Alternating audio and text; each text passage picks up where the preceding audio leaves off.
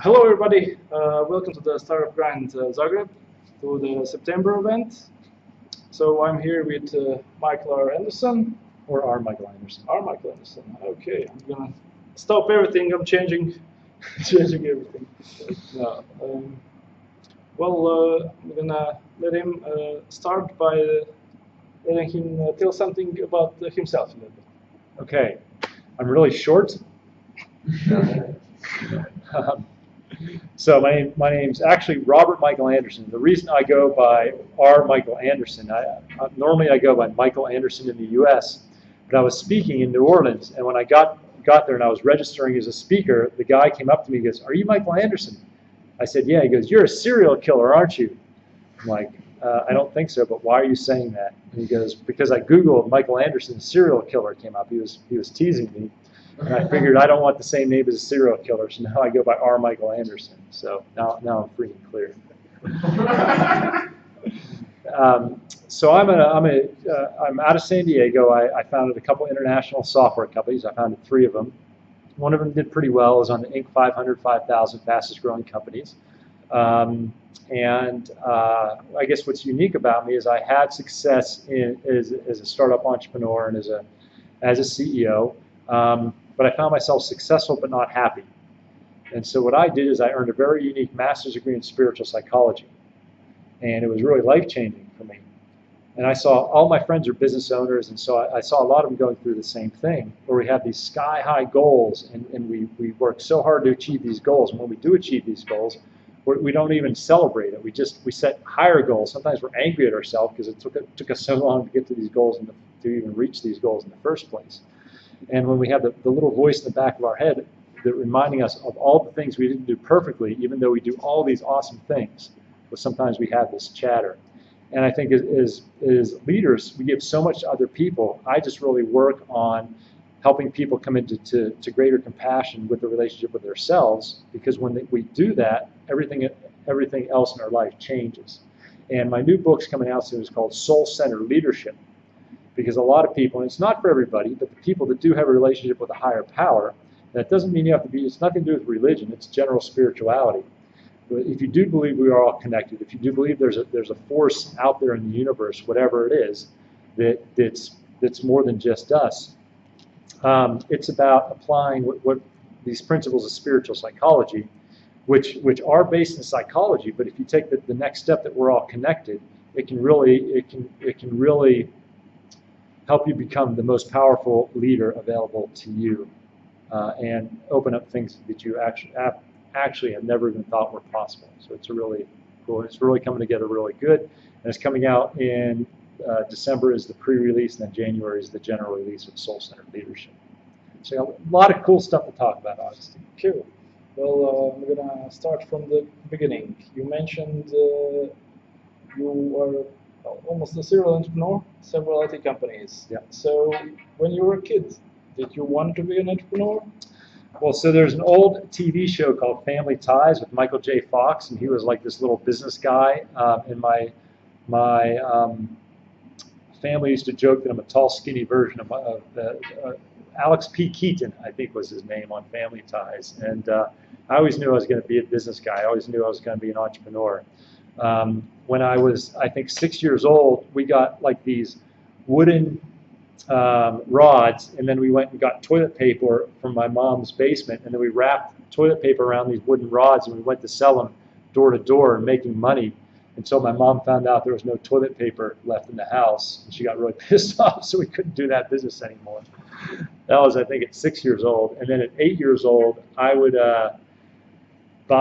so I'm 46, this is a while ago, I would buy pencils, and you would buy like a pack of pencils for really cheap, I don't know, maybe a quarter, and I'd put them in this box, and I'd buy the glittery erasers and all these things, and I would take them to school, and I would sell the pencils for a dime a piece that I bought for 10 for a quarter or something, and I would sell, because all the girls wanted the little glittery erasers and the cool type of things, so I would sell this stuff to all my classmates. But the principal found out about it, and I was shut down by the man. So my first 2 companies, I really got squashed down. So it took me till I was 35 to start the next one. Oh, Yes. Quite a while. It is, and it's funny because, and it worked out because I moved to San Diego. I was born in Pittsburgh. I spent some time in a couple other places. Moved to San Diego, worked in what's called ERP. What ERP is, it's Microsoft Dynamics and SAP. It's the software that runs people's business, and it's great because I get to learn about people's business. You know, this software, what would happen is I would go in and the CEO would tell me what their strategic goals were, and I would tell them how they're going to reach that with software. So it helps companies scale. You know, because when companies are getting bigger, they don't want to just keep adding people. They want to automate their processes, and this is the business to automate their processes. So for 18 years, I went into probably 1 to 2 companies a month at least, and they would show me how they want to run their business. So it was a great boot camp for really learning a lot about business. So ERP, that's enterprise resource planning? Yeah, exactly. Oh, okay. Exactly.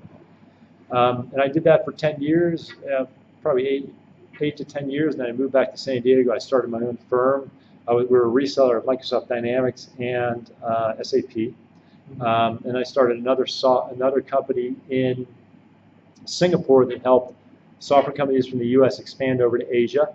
And then same time as the first. A couple years later. So I started the first one. A couple years later, I started that, and then a couple years later, I started another company called Vertical Leap that helps. That basically makes apps for the Microsoft Dynamics product. So it's like the App Store. You go like buy little things for your phone. We did this. We do this for the big corporations. So sounds pretty cool and profitable. Yeah, well, you know, you mix software and accounting, the two most sexiest things in the world, and it's really exciting. Riveting. It was fun in my own nerdy, geeky way. I enjoyed it. So, what was the last company, the IT company? That was it? Those were the 3 IT companies. The reseller, the first one I started. When I say reseller, Microsoft and SAP would create the software. We were like the local sales and support. But I'm different than a lot of entrepreneurs. I never took outside money. I never went to pitch. I always focused on creating a profitable business. And I enjoyed that. I mean, I think it's important because I go to a lot of these entrepreneurial events and it's all about pitch, raise money, pitch, raise money. That's just one way to go about doing things. That's probably one out of the 3 main ways, and that's probably the way that has the least chance of ever working out, statistically. I can vouch for that one. Yeah, I know you're down that road. It's not, and none of them are necessarily better or worse. I just think it's really important to understand there's different ways to go about it. Okay. So when did you came up with the idea for the first book, the bestseller? Yeah, so I do a best-selling business leadership book called The Experiment. It's subtitles: How a Revolutionary Way to Achieve Work-Life Balance, and what's the rest of it? Ignore me, just continue. Work-life balance and lead a fulfilling life. Again, I saw so many people successful on the material level, but it's about having fulfillment in our lives. And sometimes we're just so driven that we forget to actually enjoy life. And I think that by making a couple small shifts in our lives, we can actually achieve both. Yes, well, I definitely agree there. So I read the book. Yeah, it's really great. He has to say that. Yeah, it's too late now. It's awesome. It's the best book ever. It's basically third after the Bible and Lord of the Rings. Right? Yeah, exactly. But it's basically a simple story that tells the story of the main character. That's a business guy who's accomplished but can't appreciate it, has everything but doesn't have the time to enjoy it. Exactly what you said. Even though I'm nowhere near that level yet, I feel similar feelings as being a startup founder, trying to do something and dealing with the difficulties, and definitely the same as him saying, you know, right after I reach this goal or that goal, then I'll try to be happy. I'm just going to focus on reaching the goals first. Yes. And it's funny because if and when you're successful, you're 5 or 10 years down the road, you're going to look back and you'll be like, man, it was so awesome back when I was pitching people. Yeah. So it's always, no matter, you got to be careful. Otherwise, your whole life is going to be either waiting for something to happen, or looking back and like, man, I wish the good old days. I mean, it's funny. Life can be like, hey, I can't wait to graduate high school and go to college. I can't wait to get to college, and I can't wait to go do my master's degree. Then I can't wait to get my first job. Then I can't wait to be promoted. Then I can't wait to get married. Then I can't wait to have kids. Then I can't wait to get divorced. And then I can't wait till the kids are out of the house. I can't wait to retire. And then you're like retired, like, man, it was so good when I was in my 20s. So full circle, basically. It's full circle. But, you know, there's so many fun things and cool things that we're doing now. I mean, pitching, why can't pitching be fun? I mean, you're going out meeting new people. You're throwing a new idea out there. You're getting feedback from really, really intelligent people. I mean, if you look at it through one perspective, it's actually a really fun, incredible journey. Yeah, it is, until you get to the podium and pitch in front of investors. Especially if you know, I'm not going to know an answer to that question. So, but what inspired you to write the book? I mean, yeah, you told me you saw your friends struggling, old business owners themselves. Yeah. But did you yourself also struggle with it a lot? Well, yeah, and as a business owner, what was interesting about me is I had what I call the 4 horsemen of the apocalypse all visit me at the same time. So I was going through a divorce. I had a business partner, another one of my owner, actually assault me, hit me in our own office. And then alcohol and hard drugs all woke me up at the same time, we'll say. And what I want to tell people is I want you to make the same changes I did without having to go through divorce and assault, alcohol, and hard drugs. That's my goal, is to have you make some changes before reaching that point. Yeah, that was tough, man. That was tough. Yeah. Maybe that's what you need. I needed that big hit on the side of my head. Yeah, I got something totally different out of it. So don't do alcohol or drugs or all in the same time. That'll wake you up. Not one at a time. One at a time sucks. Yeah, exactly. Yeah. So you mentioned your new book. Yeah, so my new book is Soul-Centered Leadership. And, you know, I see so many, it's interesting, leadership in general is interesting because I can make a case that leadership is the #1 trait, the #1 skill that will determine the success of a company. Yet, how often do people go through leadership training? You know, what I've always seen when it comes to leadership, somebody will promote, for example, you have a sales team and you're growing as a sales team, and you'll have a salesperson who's doing well. And so as a reward to that salesperson, you'll put them in as a sales leader. You'll put them as a sales manager, as a sales director. So here's somebody that's good at deal with clients. They're probably bringing in the most revenue in the company. And then you put them in charge of people. And the thing is, leading people, the skills of leading people has almost zero, it's not related to how well you sell at all. They're 2 totally different skill sets. Maybe there's 10% of overlap. But also, leadership can really be taught. I mean, there's so much that I learned. I was a horrible leader. When I started, I was absolutely horrible. But what I did is I realized I was not a good leader, so I listened to the mentors and the speakers and the authors. I read books. I surrounded myself by good leaders, and I started to learn. And I started to learn how to really listen to my employees, to ask questions and listen. Because what would happen is I would ask questions but not really listen to the answers, not really listen to what happened. And, you know, the employees are there. They're the people that are on the first line with the customer. And because it's interesting, we would be in these meetings and I would say, well, just do this. And they say, well, we can't do this because we put in this new process, so the customers are asking about that. And when I first got into it, I would argue with them. That's not true, just do it anyway. And of course, it didn't work. But as I learned more about leadership, I really learned to listen. I mean, listening is one of the key skills, I think, to leadership or to growing. You know, I had this, as an entrepreneur, I sort of embraced this rebel. I'm going to do things my own way. And I think part of that is good, but I think we can take that to, I think we talked about this one time, Andre, we can take that to too much of an extreme. because a lot of times people are doing things because it made sense. There's a reason we were doing certain things. And so what we want to do is we want to see what other people are doing and why it's working, and then take what's working and implement it in our way for what makes sense to our own organization. And leadership's one of those types of things. Leadership is not new. They've been doing it since there was probably in the caveman times. We want to see actually what has worked.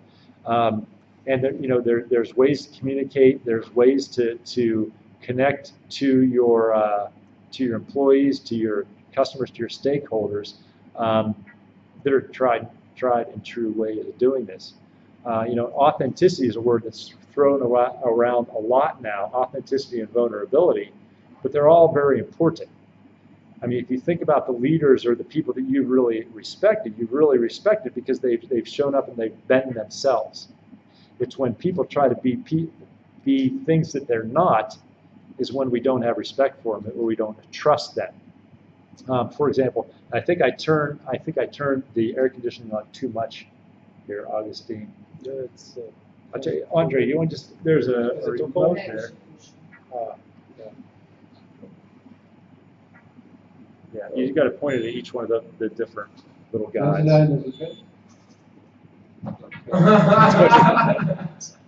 I'm from San Diego, so we're gonna make it San Diego weather in here. It's just if it is cold or just. Yeah. And we got three. You got to point it at each one separately. It's like a video game.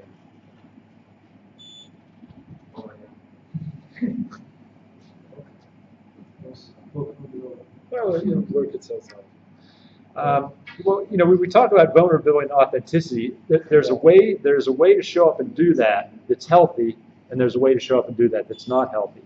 I was working with one CEO, and his industry started to level out, and so it became a tough time for their industry because their industry that was previously going was no longer growing.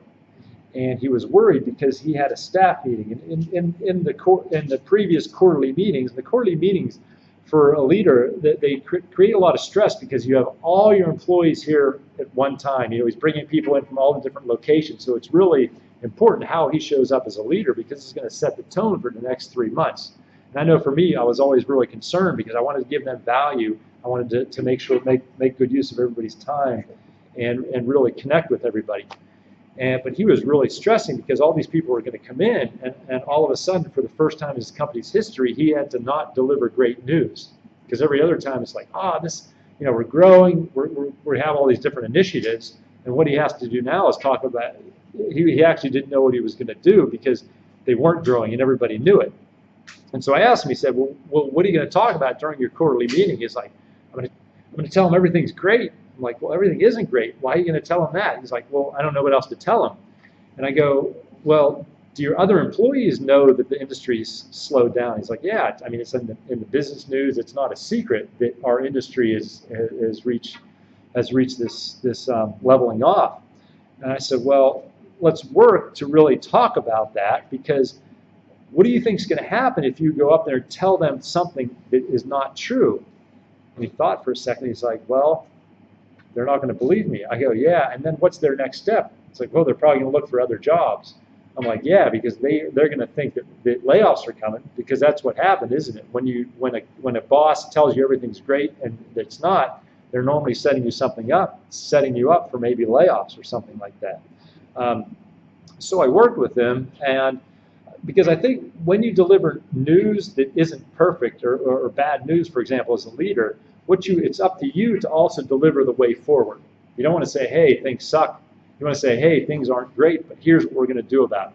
I think that's your job as a leader, to always have that vision and talk about a way out. Either show that there's a way out or talk about how you're going to work on a way out. So what he did in the quarterly meeting is he said, hey, this is where we're at as an industry, and this is where we're at as a company. Things are going to be different than it was in these past couple of years. But I need you to know where we're at. I'm just going to be honest about it. And people were so happy. It's like it broke the tension that he actually got it out there, and it brought them closer together.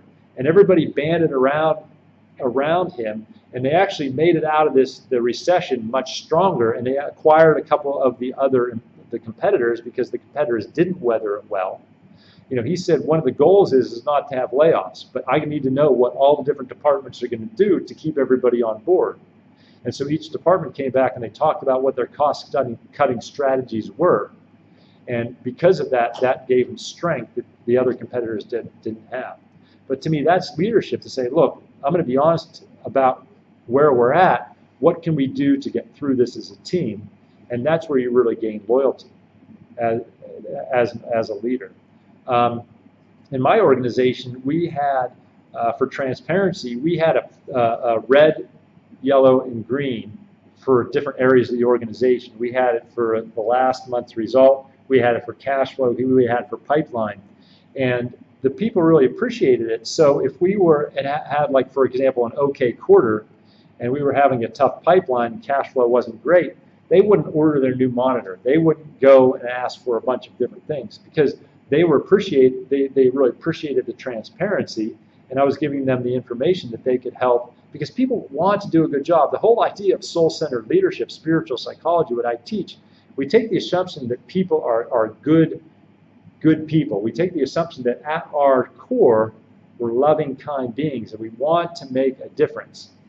But since people want to make a difference, it's up to us as leaders to give them the facilities to make that difference. Because if we don't, then that's where you get low engagement. I mean, engagement worldwide, I think, is at 14 or 18%. That means less than 20% of people would consider them engaged, highly engaged, or extremely engaged at work, which is horrible. But imagine if you can get that to 40, 50, 60, 70%, or much less 80 or 90%, which is doable, but you have to show up. You have to put such intention into yourself as a leader, into your culture, into your values, into your mission, into your vision, and your purpose as an organization. You can get there, but you really, really have to be intentional about it. Sorry, Augustine, I'm going on and on and on. No, it's great. It's good stuff. More than enough time. So, okay, is this good stuff? Is this helpful to everybody? I just want to ask this engagement. Yes. 40, 60, or 50, 40%? Okay, so the question was, I'm just going to repeat the question so the people on the webcast can hear it. She asked, what exactly is the engagement percent? So I just looked up the engagement percent for an article, and it was I just looked it up, but I still can't remember. It was either 14 to 18% worldwide, 14 to 18% worldwide. In the U.S., we're at 30%. That's what I did remember. And you look at, and I know, we're in Croatia here, and Croatia, it was a former communist system. I mean, and talk about low engagement, communism. But, that's still washing through your system. You're washing through your system here, and you have a lot of these old school leaders. And I think communism is about the definition of a top-down leadership, like do what I say, or just deal with it. And so, I see some remnants of this, but I also see that the new way of people, the people that didn't grow up in that system are looking for something new. But it's also tough because you might not have had a great leader. Your leader might have been these people that were brought up in communism. It's no knock on them. It's a system. It's what they were born with. I mean, they were born through some of these things. So it does take time for people to change. And societies to change, and whole organizations to change, and that takes time. But we've studied this. There's such ways to go about this, about how to communicate, about just just about treating everybody with respect. I mean, the one thing that I do as a leader when I see that the garbage full is I go take out the garbage. I see the dishwasher's full in the kitchenette. I put away the dishes. That's not my job, and I don't want to spend all my time doing that because as a leader, my job's strategy, my job's leading, but I want to also show that I'm not above that I still respect the people that do that. And so that's why I think it's important for leaders, for us to make sure that we don't create that separation. Because if I saw one little tissue on there and I would say, why is there a tissue on? Pick that tissue up. It's like I'm creating that separation that we're not equal. If I pick the tissue up and throw it away, then the next time somebody sees a tissue, they're going to say, my CEO, my boss, my leader just picked the tissue up. I'm going to do that. And it's all those little signals that we send people that are so important. I mean, we talk about teamwork and we talk about collaboration. If we don't model what we're teaching, it might as well be irrelevant. I was doing a strategic session with an organization, and they had their corporate values. So we were doing their yearly strategic planning session, and it was a 3-day thing. And at the first hour, I wanted to review all their values and their mission, their vision, etc. And one of their values. So what some companies do is they define what their values of the organization is, because they want everybody to be on the same page. It's a great practice, but it has to be implemented right. And one of their values was tight. And I said, okay, the CEO's name was Ryan. I said, so what do you mean by tight? And he goes, well, I want tight. We want everybody to be always prepared, on time, proactive. We want everything. If we say 5, it's going to be 5. It's not 6, it's not 4, it's going to be 5. I go, oh, really, Ryan? Are you tight? He goes, yeah, I'm tight. I said, interesting, because the last conference call we had, you were 10 minutes late to, and the one before that, you just blew off. It's like, yeah, I guess. Well, I don't want to be tight. I want everybody else to be tight. I'm like, dude, that's not the way leadership works. That's not the way leadership works. It's about showing. If you want people to be tight, you have to be the person there that's 3 minutes early for every meeting. And it's so funny, because I see leaders that they want everybody else to be on time, but they're consistently 4, 5, 8, 10 minutes late. I mean, what happens? What signals are you sending them? You have to do it, but I can't. And you expect them to have loyalty? You expect them to give their all? You expect them to come on a Saturday and finish that? You expect them to not go to their son or daughter's birthday to get your things done? Absolutely not. That's where loyalty comes in. I mean, to me, the leader I want to follow is that leader that's going to have consistency about what they say and what they do. And that's, yes, you have a question. Regarding the engagement in working environment. Yes. Have you created some kind of model which was successful in various situations, like consistently? And what's your opinion on all the changes in work generally, considering the new technologies, new web communication, and exchanging information, and workflow in general? Okay, let's take one question at a time. You gave me like 17 there. Okay. So the first question is what? Regarding the engagement, so you said that you're working on something that will increase people's engagement, like, let's say, 40 or 50%. Yes. Have you successfully created some kind of a model which proves that, let's say, increased engagement, like in a row? So the question was, have I created a model to increase engagement? I'm not the person that's going to go in and change how a company does business. I work with the leaders. So by leaders adopting soul-centered leadership, they're going to increase engagement. You know what I mean? I'm not an organizational behaviorist. I'm a leadership teacher and trainer. So does that make sense? So I'm working with I don't have. So it needs to come from within the company. Yeah. On your advice, basically, but still from within the company, from the current leadership. Yeah, and what I do is I work with the different leaders in the organization. There's more than just that. There's how do you structure the organization. There's how do you have meetings. There's what do you do about the culture. And I've had some experience in all that, but that's not what I do. I teach. I'm gonna sit down one-on-one with the teacher or with the leaders, or I'll work with the leadership team. Or when I speak to leaders. When I write books for the individual leaders, which is in a way is where it starts with. But then there's other people that would more come up with a more holistic system for the company. Does that answer your first question?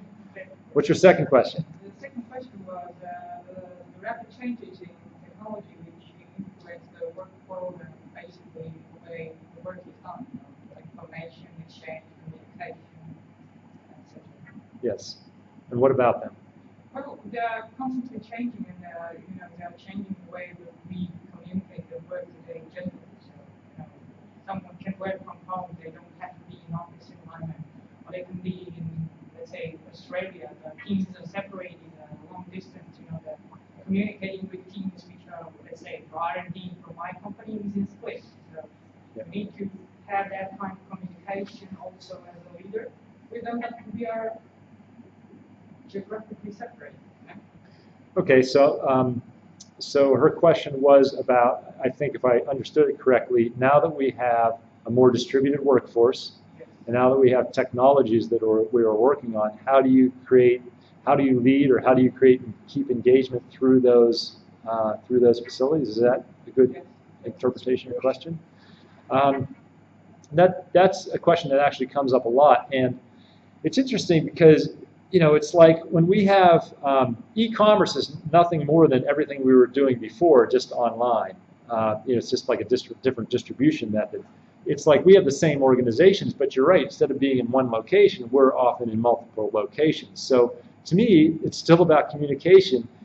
To me, as a leader, I still want to connect with my people instead of like walking by and popping in their office or taking them out to lunch. I have to make sure that I spend those one-on-one time with them, with my direct reports, and I have to make sure that I create the connection to those people. So I'll give you a couple examples how that I did that with my software company. What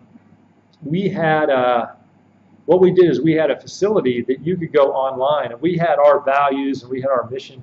And if you saw somebody in the organization that was going above and beyond our values, you could go online and you could nominate them, say, hey, you did a really great job. I want to make sure that I let everybody know that they did a great job with this customer. Because everybody's supposed to adhere to our values, but sometimes people go above and beyond. So they would nominate them. So during our monthly meetings that we would have everybody join, it was mandatory, so we would have webcams and such. We would make sure we call out all the different people, and then we would have a random drawing, and somebody would get $100. Their name would go into the pot, and then we would do a random drawing for $100. So it was just a fun way to recognize those people. And then at the end of the quarter, whoever was number one, whoever had the most nominations we're Radiant Technologies, so we had Ra, the sun god, we had a statue of them. That would go to their place, and if they were in the office, it would go on their desk. But if they were remote, we would actually send that to them.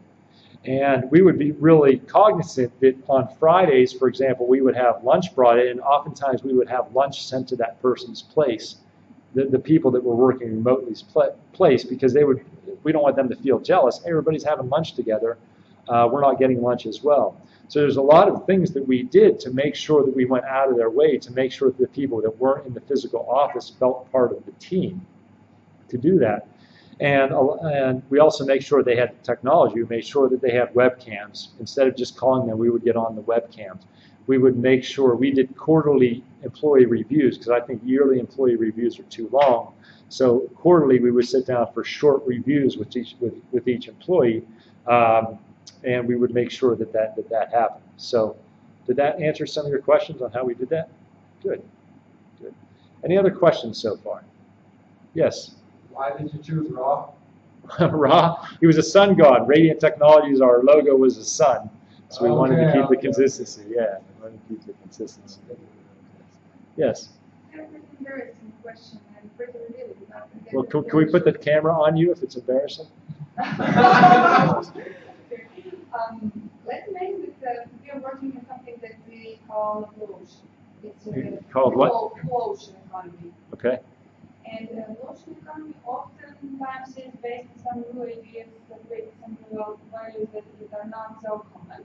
And let's imagine you have a team who is really enthusiastic about food, but they really don't believe it, because it's very easy to work in some industries that already exist. People know how, for example, that work. And when you are telling about the authenticity and the vulnerability, which I understand why it's so important, many times in situations when you are trying to do something like a blue ocean, you are faced with the fact that you have to make people believe, tell a story about what will be, and there's a gap between what people see and what you're creating. So sometimes things start to happen, but there is a long period of time where you cannot be really vulnerable and authentic, because I need to kind of stretch myself or stretch idea just to help people believe. I don't know, Am I clear? Okay, so let me see if I understand what your question is. So you're saying that a blue ocean strategy, which is often a very risky strategy that takes a lot of time, is that correct? That's not something it's new. Yeah. And it's not something that people, they might want it really, but they also fear it. Is it real? Will it work? Can it work? Yes. You're creating something totally new, and you have a team that maybe wants that, but you cannot show. They lack trust in So let me see if I can follow you here. There's a blue ocean strategy. Sometimes it's not tangible. It's not as tangible as you'd like it because you might not know what it looks like because you're solving a big problem or you're going where nobody's gone before, which is the definition of blue ocean strategy. And if I understand, you have a concern of you as a leader because right now you don't perceive you can be authentic and vulnerable because you're afraid people will react negatively if you are totally true, honest with them. Is that correct? I'm telling you about the situation that was before. I was really feeling alone, and I lacked that authenticity, and then that was probably struggling because when you said I have this red green yellow, you cannot say people we have that because we don't. We are building something and we're hoping that somebody will. You are crazy in believing that things will work out, and they eventually work out. Yeah, but how to manage this situation? Well, I believe in setting.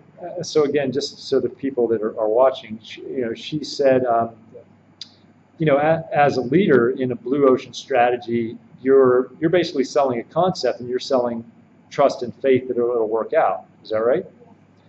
Well, to me, I would say it's the same authenticity and vulnerability apply, and it's very, very important with relationships. Any relationship you're in, you are crystal clear about the expectations going in.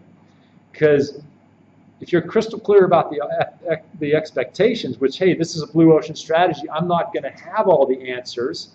You're going to have faith and trust in me, and that takes your pressure off you later.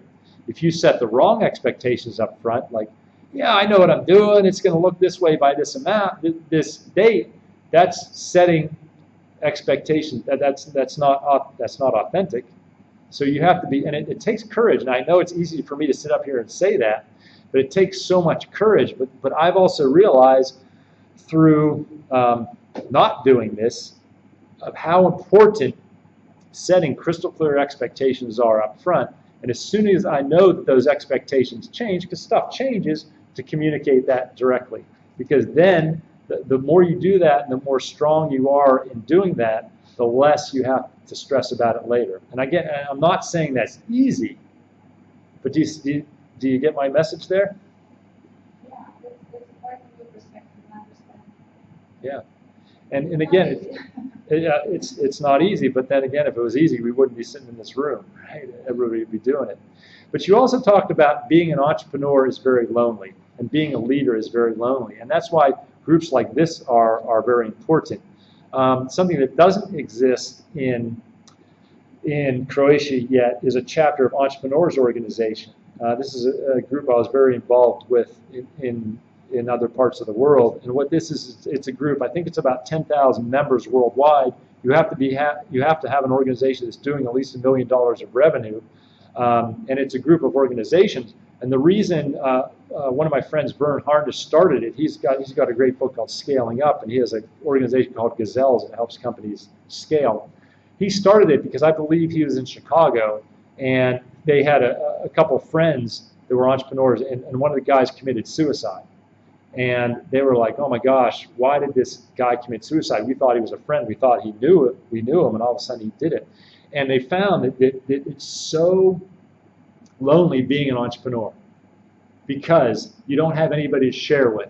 You can't share with your employees because, there's, like I said, there's healthy vulnerability, and then there's sometimes you just want to cry, right? And you can't cry to your employees and be like, my boss is crying, I'm out of here. But that's not a healthy relationship. You do want to keep that healthy. But we have so much stress. And you can't do it with your spouse, your husband, your wife, your boyfriend, girlfriend, because they just don't get it. They're not entrepreneurs. They probably have a hard time with the risk as it is. Some of your friends that don't own businesses, they don't get it either. my sister started a business, and she had this pretty big payroll, and she was like, I got to get the payroll out. And her friends were like, just do it on Monday. Just you can't. Buck stops here. We got to get this stuff done. And so that's why Entrepreneurs Organization was created, because it's a place to connect with other business owners. And it's so important that in your life you have these other business owners that know what you're going through, because as the leader, your emotional state, your emotional health is the number one thing that's gonna drive the business.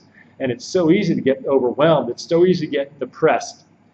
When I speak and I deal with people that most of my people are corporate business owners of large organizations and senior managers, senior executives, but especially entrepreneurs, there's been so many days where I've been under so much stress that I would wake up, be lying in my bed, be under so much pressure that I would put the cover back over my head, call my assistant, lie, tell her I'm sick, and just spend all day in bed because I was under so much stress. I would be literally in a depression. And depression is so common because we take so many risks. By nature, our personality as business owners, we're these risk takers. And oftentimes we don't have the background support to support us taking these risks. That depression is so common and in a way that's what we have, such high highs and low lows as business owners and entrepreneurs. It's like that's what we call into our lives. But we have to realize as risk takers, sometimes things aren't going to go as planned. I mean, you start to have $100,000 a month, $1 million a month payroll. That's a big deal. That's a big check you're writing every month. But it's like, we ask for it and we get it. And by definition, we're always asking to go into these places we've never been before. And then we get it. It's like, holy cow, I don't even know what to do now. And so you really need to find this tight-knit group that you support yourself around that's about at the same level you're at. And it's good to have mentors, but you also want a peer. You want a peer to go out and just have a beer with and just bitch to. It's like, goddamn employee's not doing this, and my operation manager's not doing this. It's goddamn customer didn't pay on time, the supplier's late. Sometimes we just got to get it off our chest. And again, you don't want to do that with your spouse. You don't want to do that with your partner. You don't want to do that with your employees. You really need a peer to do that with. I mean, Andre and I took a great car ride, and it's just like, because we were like at the same level, and we could just talk to each other and complain a little bit and laugh a little bit and pat each other on the back. But that's you really need that peer group. I gave you a really long answer. Did that help at all? Yeah, sure. Good. It would be great to have some kind of workshop, because when you try to pursue some idea, it's like you're carrying the idea that is crystal clear to you. Yes. And you have to stand behind it, try to hold that idea when it's falling, and you're doing all that on yourself, and you're many times very stretched, and you have to keep organization and people who are working with you or for you or beside you motivated. They should not. That's the issue. How much should they know? How to say, how to communicate? But this opens a lot of area. Yeah, and for that, what she talked about how tough it is to be an entrepreneur. And it absolutely is. It's the hardest thing you will ever do in your life, but it's absolutely the most fulfilling. And there's not answers to all these things. Just some guidelines, there's some tools, there's some techniques, there's some support, but it's still going to be tough. It's absolutely going to be tough, but it's the coolest thing in the world. It's the coolest thing in the world. Motherhood is a bit more difficult than entrepreneurship. Well, it's a form of motherhood, right? It's a form of having a baby. It's a form of having a baby. But anyway, it's. Are there any other questions from the audience about what we talked about so far? Yes. So, Do you believe in empowering people? I mean, that leader can empower other people. Do I believe that leader can empower people? No, I think the employee. Yes, of course I do. I believe in empowering other people. Yes, of course I believe leaders should empower people. That was an easy one. You got more? What? There, I mean, do you have some kind of nice stories with empowering people? an example of how a leader empowers someone. So empowerment, I think, to me, Head sales guy. head sales guy. Empowerment's interesting because you've got to give people the tools to succeed. Let me just get my head around a good example or a good story or something that I did. When I we talk about setting expectations. I know what kind of leader I am. When I hire somebody, I'm like, look, I'm not a micromanager, and I hire people that are very independent. I mean, Marco's working with me. I think we had a similar type situation. That's why we're working together, because he can work independently, and I know what kind of leader I'm is. I do not like. I'm not a big detail person. I'm not a big micromanager, and I have this heart-to-heart conversation with anybody that's going to work with me, and I'm like, look, here's how we're here. Here's the culture, and because the culture comes from me, because I'm the leader, I'm the owner. I created this organization. Here's our culture. Here's how I like to work, and here's how we all work. In the fact of you have your role. You have what you're supposed to do. Nobody's going to come babysit. Nobody's going to check. Hey, how are you going on this? Are you going to meet your deadline? If you tell me Tuesday, I'm expecting Tuesday. If you have a question, I'm the first person. You got to come to me, and I will absolutely help you. Anybody in this organization will help you. But if we don't hear from you, we're not going to check on it. It better be done Tuesday. That's your role. I mean, we're a mature organization. We are independent workers. What I mean by that is we don't do a lot of micromanaging. We don't do a lot of babysitting. And that's the culture. That's the type of way I like to work, and that's the type of people that I want to bring in. I'm crystal clear about that. And if I get the sense that they have a problem with that, if I look at their resume, I look at how they talk to me, if they need to be micromanaged, if they're not free thinkers, if they don't stand up for themselves, they're not the right person for the organization. So I think maybe you caught me off guard. There's things as a leader that I could absolutely do better. I think that empowerment, that I'm big into empowerment, because I expect that out of people, because that's how I show up. But to me, the most, when we were growing, we had a couple of different sort of office managers, and it didn't work out. And I told my operations manager, look, the next office manager we're going to have, we need to bring in the right person. And I also learned a bit about hiring, and I don't hire anybody until I absolutely know they're the exact right person. So we went through a bunch of interviews, and finally this 25-year-old kid named Russell, it's just like we connected. He answered everything correctly, and I do 2-hour interviews because I really want to get to know people, and he was the absolute right person for this. And when he came on, it was just so fun to empower him. And even though he was 25, 26, 27, 28, 29, as he grew and as our company got larger, everything I threw at him, he studied, he worked hard, and he came through. And I just kept giving him more and more responsibilities. And I had some of my executives being like, hey, he's really young to be taking on all this responsibility. I'm like, yeah, but you know what, he handles it. And he would come to me. He knew when to come to me when he had a question. And he knew when he could Google it and figure it out. And he would work extra. And he was at that time in his career where he would put that extra time in. And I'll tell you, he flourished. And when I sold the company, I think he was 31 years old. He didn't get along with the new owner, so he quit. He went to work for a much larger, more national organization. And I had dinner with him about a year after he went to work for that new organization. And he really thanked me. He thanked me for what I taught him. I'm like, oh, I taught you about the software industry. He goes, no, you taught me about emotional intelligence. You taught me how to work with other people. And it turns out that they made him, at 32 years old, they made him vice president of services for the West Coast. And almost all of his employees were older than him. But, that's, I think, what empowerment, to me, that's the most fun. Working with Russell those years was, I think, gave me more enjoyment than anything else. Watching him grow and watching him mature and watching him take on all these things. Getting that compliment, that's one of the coolest compliments I ever got when he actually told me that. And to watch him grow into those type of things.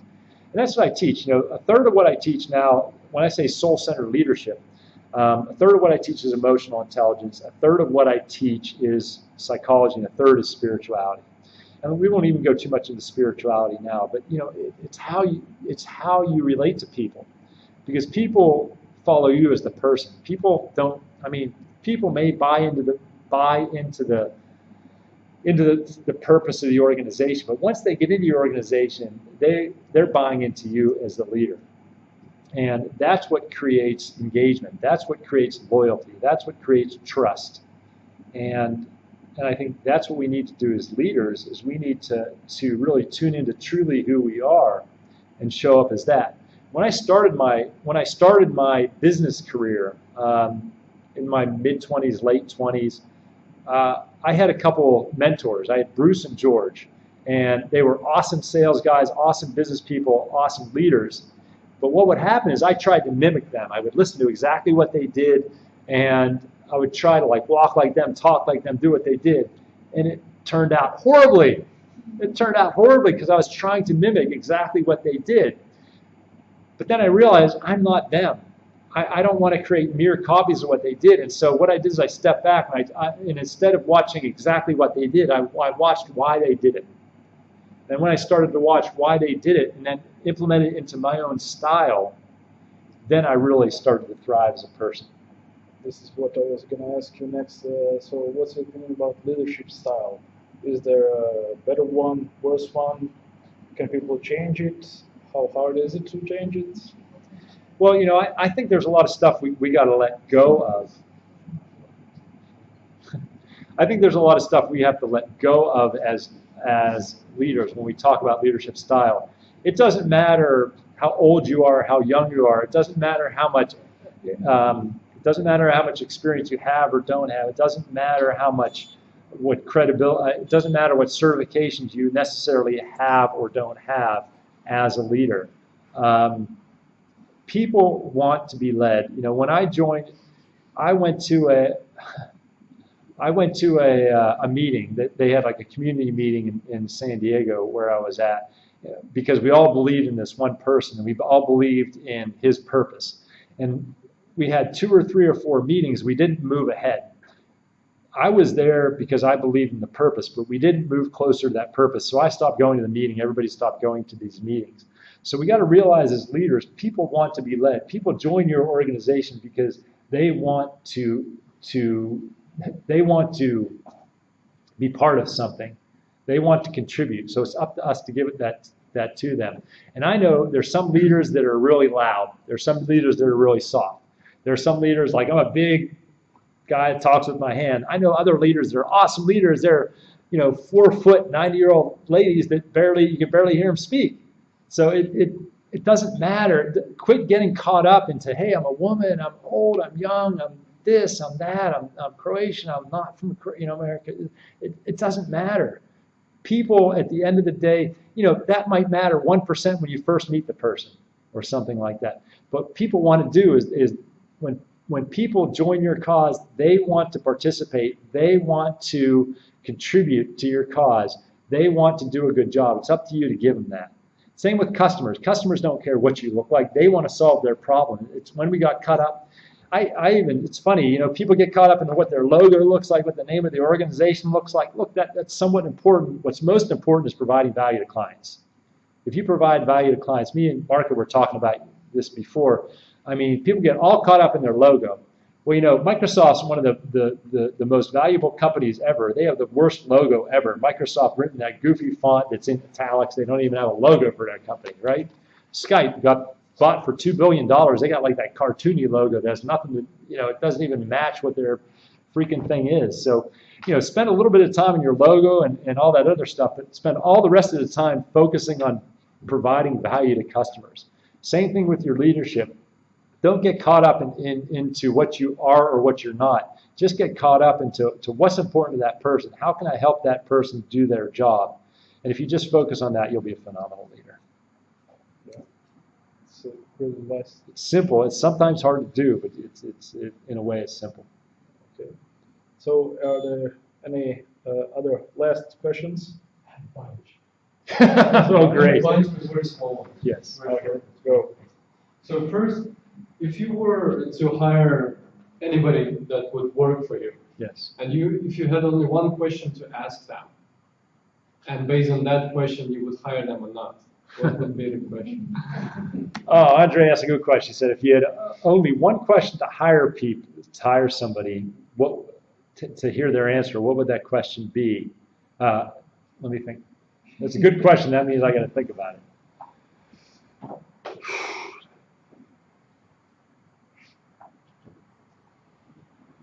I would ask them, how do you like to be led?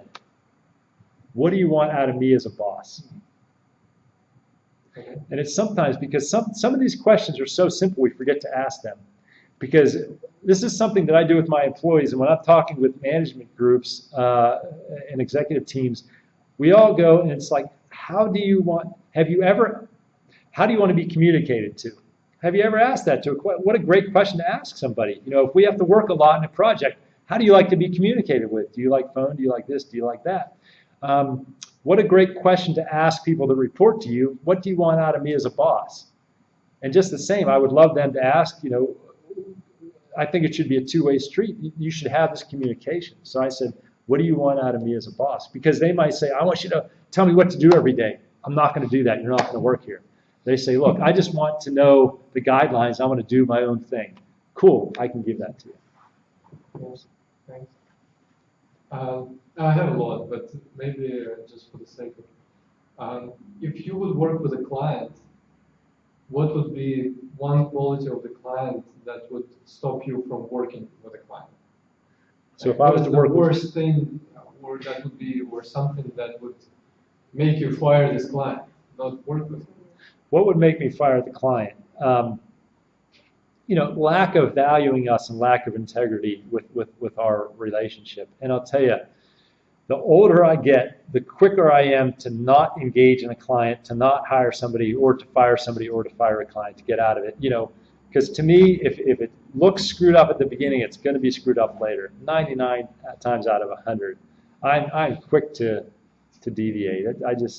And I see that's a great thing to bring up, Andre, because there's so many times that as an organization, that we get so caught up in this one employee or these couple employees that aren't doing their job. You know, it's funny because we would have which we tried to have a short management team every week in our software company. And then for like 4 weeks in a row, we would spend 55 minutes out of this 1 hour meeting talk about this one employee. And it's like, look, after like the fourth one in a row, I'm like, oh my God, fire him or not fire him. Because we would like, none of us want to fire people, but we would just be spending all this time, all this negative energy, and this would be the whole executive team on this one employee, whether we should fire him or not fire him. But if you have to spend all that time, you should have been fired. You know what I mean? Same with a client. If you spend a lot of energy with this one problem client, you know, you get rid of this problem client, it's like the whole organization breathes this sigh of relief. It's like, oh my gosh, our energy is freed up for the clients that enjoy us. They see value in our services. So, and that's a long answer to your short question. So can I mention something? He brought up a good thing about hiring. Can I give a little bit about hiring? Because hiring, I did it so poorly for so long, and then I'm like, look, my hiring sucks. So I read some books. I talked to a lot of other people, and when I hire, and again, this is just how I hired, but and I was hiring for relatively high-paid technical people, so I put a lot of energy into hiring. I'd be very specific in what I'm hiring for. And I would always say, this is a bit of a detailed process, but I'm really proud of this. It's helped a lot of people out. I would always say, when you send your information in, give me a customized cover page or a customized cover letter. If they didn't give me a customized cover letter, I wouldn't even look at the rest of their information, because if they're not going to take 2 minutes to write up something, if they can't follow instructions on the want ad, they're not going to follow instructions when they're an employee. So that's the first thing I did. Second thing is, after I had a semi-short list, I would have a 5-minute call with them. And if I couldn't communicate with them on the phone, I would just throw them out. You know, if something was weird on the phone, I wouldn't even bring them in for the interview. I would have them fill out a fairly detailed sheet before the interview, where it would talk about what they, you know, some of the things that I talked about. What do they like? What are they looking for? What are they not looking for in their last job? What went well? What didn't go well? Because I really want to get into their head, really know what they're like as a person. And then I would have a 2-hour interview, and I would ask them a lot of open-ended questions. If this situation happened, what would you do? How would you handle this? And I would get them talking, because I want to get in the mind of their thought process. Because I don't want to ask them, hey, would you stay late if you needed to? Yes. Okay, great. I mean, you know, sometimes I've seen people ask all these stupid questions. I want to really know, I want to know, how do you like to be led? What kind of projects do you want to work on? What don't you want to work on? Where do you want to go as a person? Where do you want to go as your career? And I'll tell you, after about an hour and 15 minutes, it's like, then they stop giving me all the BS interview answers. They're starting to give me the real answers. And I would not hire them unless I knew absolutely that they were the right person. And it would cause tension in our organization, because we would need a project manager, we would need a senior technical person, and I would go through 5, 10, 15 of these interviews. I'd be like, it's not the right person, it's not the right person. And my team would be like, you gotta hire the person. I'm like, I'm being so clear, I'm not hiring this person until we found the right person.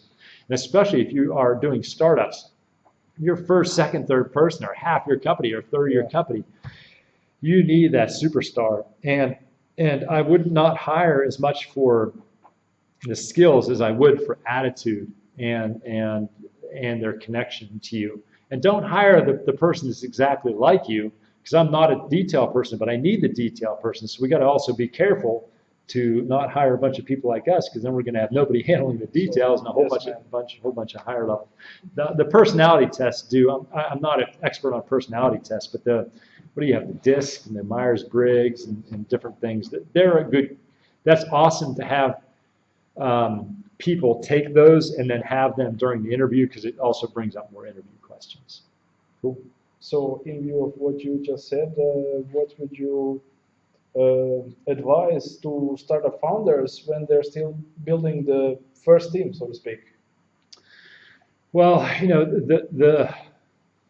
the first best thing a founder could ever have is an assistant, because there's so much stuff that they want to be focusing on, but just that needs to get done. So as soon as you can bring on, and I believe in full-time assistants. I mean, there's virtual assistants, but I've had virtual assistants before, but to bring someone on full-time, for example, Marco and I just started working together, and I'm bringing him on full-time, and he's I see him as this Russell. I want him to grow as we're going to grow, and I think that it's so great, because when you bring somebody on as your second employee like that, they're gonna grow into such a valuable part of your organization, because there's so much knowledge that they're going to get that you don't get with the virtual assistant. And I don't mean they have to be physically in that same location, but you don't want somebody that's working for you and 6 other clients, because they can only do so many different types of things. Because as you grow, as you scale, you're going to need somebody that's going to be there full time and that can actually train the next person. Because here's what's happened: that person's going to actually become your operations manager, or they're going to be your sales manager or your marketing manager, because they're going to know somebody, and then you're going to hire another office manager or another assistant for them or for everybody else. That person's going to grow with you, and you're going to hire other people. That's not going to be the same person. So you really want to find the right person that's. And I'll tell you what, the people coming out of school now, they have such great attitudes, they have such great technology skills. I would really encourage you just to find somebody that's somewhat fresh out of school that you really connect with, that can really grow with you, because they're affordable, but they have so much energy, and they're going to be a pillar of your organization. And my Russell's a great example of that. So hire them young and teach them up. Exactly. We joke to say they haven't had any time to learn bad habits from crappy organizations yet. Yeah, that's good. So as we're beginning to close the event, I would just like to ask for 2 more pieces of advice. Separate one for, I don't want to say senior entrepreneurs or CEOs, existing ones, and special set of advice, or one good advice for startup founders just starting. All right. Okay. For senior CEOs, I just really... Your clients, basically. So. Yes. Well, except hire me. Except hire me. So with more experienced CEOs, what I really would encourage you to do is really look inside and really find out what gives you joy and you enjoy doing, and make sure you do that. The reason I say that is because my first organization, Radiant, the one that did well, we had a couple of years. I mean, we were doing a couple $1 million in 2 or 3 years from nothing, and I borrowed no money. I mean, we had really great success, and I was enjoying it. I was just in the flow. I had great relationships with all the employees. The customers loved us, and then I was like, yeah, look at this growth. I want to build the #1 Dynamics reseller in the world, and all of a sudden my ego got in there, and I tried to grow this thing, and I put so much money into sales, so much money into marketing, and it's like I wanted to do that. It was my ego. I just wanted to show everybody how smart I was and how great a business person it was. It wasn't about the customers anymore, because when I started, it was just about the customers and the employees and providing value. And then I became what I call ego-focused. It was all about me, you know, or showing how cool I was. This is a bit of a psychological reflection. And when I did that, it's funny because we leveled out. And if I look back and I was more in touch with myself and centered in myself, I would have made it we call it a lifestyle business. I would have just said, look, I'm just going to take whatever comes easily to us. Let's cap out at however many employees we were, and just focus on our employees and focus on giving them great service. And if it's easy to grow, I'm going to grow. If we stay flat for the next couple of years, that's okay too. And if I would have done that, I would have made an incredible amount of money. I would have worked 10 to 20 hours a week. I would have had everybody from top to bottom would have been so happy year after year. Our customers would have loved us. It would have been a win-win, and I would have put this amazing amount of money and this energy into something else. But instead, I tried to force it. And I see so many entrepreneurs out there have something good going on, but then they want to sell out, or they want to grow it more, and then they take something good and they make it something not good. Because we all talk about these exit plans. Everybody says you have to have an exit plan. No, you don't have to have an exit plan. Maybe your exit plan is just to make a crap load of money and have a good time doing it. Because a lot of these sales, they don't work. We hear about the couple ones that do, but percentage-wise, when people sell their business, they have these rose-colored glasses, we say, and it actually ends up, I'd say, 8 out of 10 or 9 out of 10 times, the company goes down the drain because there's not a culture fit with whoever bought them. It breaks the heart of the founder. They don't get their buyout, and it's crap for everybody involved. So we just got to be careful, because there's all this. There's a lot of this fear, uncertainty, doubt. There's a lot of these. Hey, this is awesome. Go have an idea, go pitch it, go raise a lot of money, and then go sell it. That rarely ever happens. You talked about advice for a startup, somebody starting up. That it's like the gentleman in the back. I love what you did. You started a profitable business. Focus on profit. I mean, maybe you have the next Facebook you want to go pitch. That's okay. But I think what gets lost in all these startup conferences is to create an actual business that actually makes a profit very soon. I think 90% of businesses should be like that, and then the other 10, are these moonshots, what Google calls. Go pitch them, because a lot of people just spend a lot of time pitching, even when they get money. It's not very fun. Once you get money, once you get your Series A, once you get your angel investing, you got to go out and keep pitching. Your life is pitching. And pitching to me is not fun. You're not creating any value by pitching, and your whole life becomes pitching for the next round, pitching for the next round.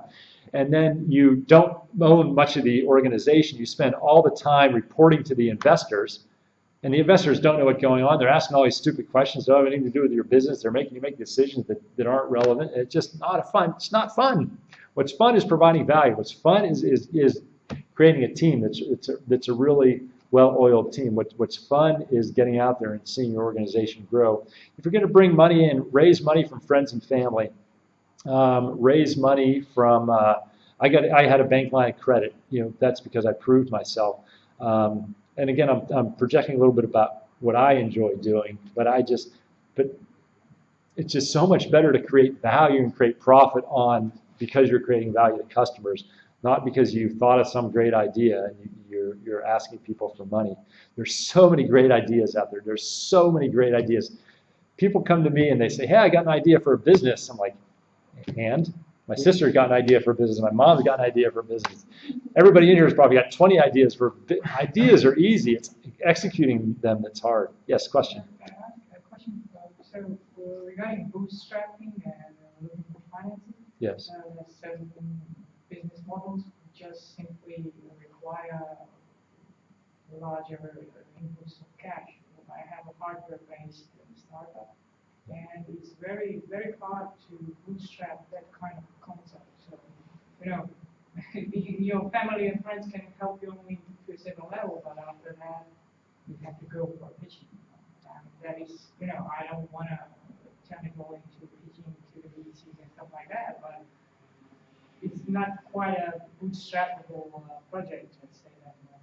Yeah, so her question was about some businesses require an infusion of cash, like a hardware-based business or product-based business. Well, a couple things. Yeah, you know, you're right. There's some things out there that require an infusion of cash. I also believe that you really need to hit your friends and family hard.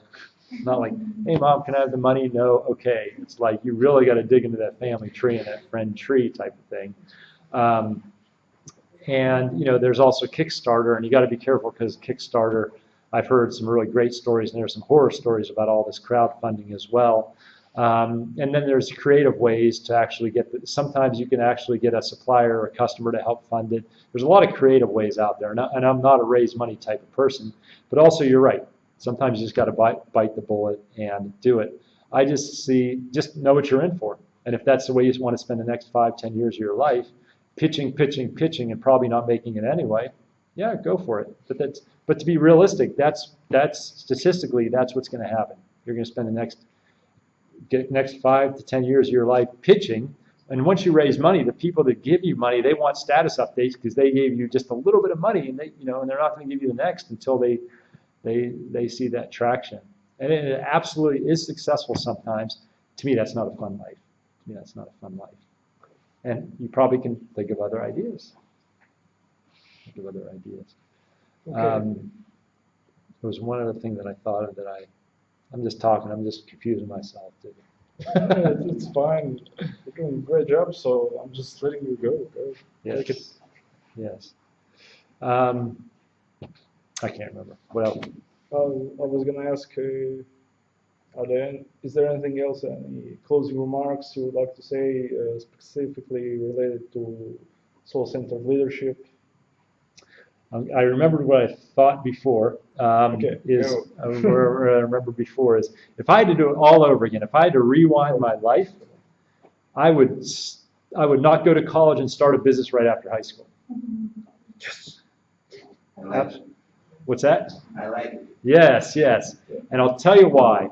Because the older you get, the more bills you have. And getting in your 30s and your 40s, you have a car payment. You don't want to eat at McDonald's all the time. You want to live in a nice place.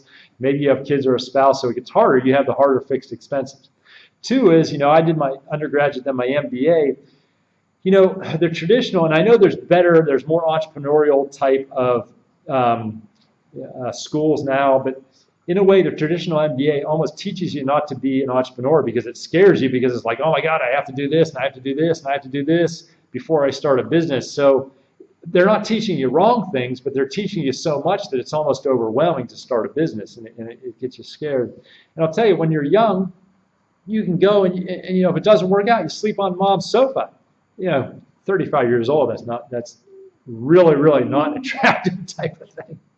And you also think outside the box because when you're that young and you have all this energy, you can really think outside the box. And you are going to fail and flop and do a lot of other things, but also you're going to have this incredible energy and this incredible imagination. It's going to be so much more fun to do it with that way.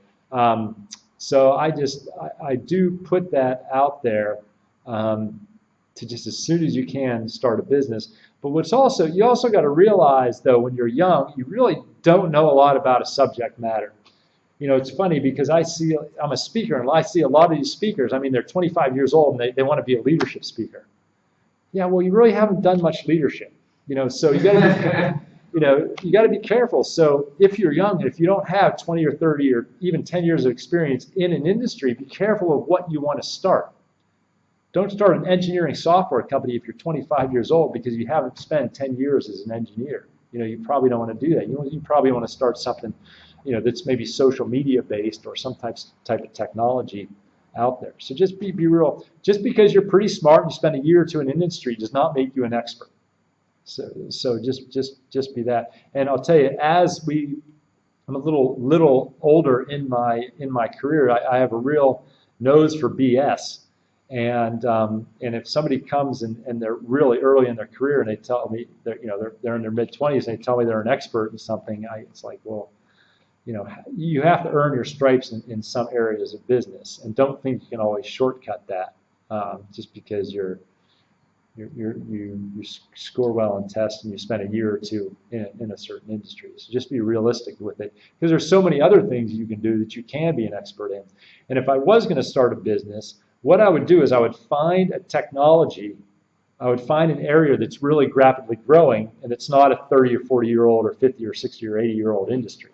In the industry ERP that I've been in, it's accounting on computers, which is pretty much the first application ever on computers. So it's been around for 70 or 80 years, as long as computers we're going to get into.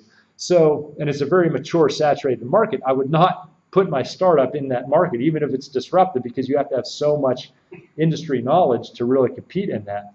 I would find an area that's really growing, that's really new, because I'll tell you, you can be an expert in something that's only 2 years old. You do a crap load of research, you are an expert. You can do speaking on that because it's, you do relatively have a lot of background in that. You can be a thought leader in that. So just be really intelligent about where you're going to be, strategic about where you're going to get into. So to use the chaos of progress. Chaos of progress? Yeah. Yes, jump in. I mean, if you think about it, the 5th employee of Microsoft, I don't know who the 5th employee of Microsoft is, but I'm sure they're a billionaire. So, that just goes to show you they got into the right, they were in the right thing at the right time. So if you are into augmented reality, I know you're doing some of that stuff. He's smart. He's getting into something that's going to grow. Some of these trends out there, like self-driving cars, really good chance that's something good to get into.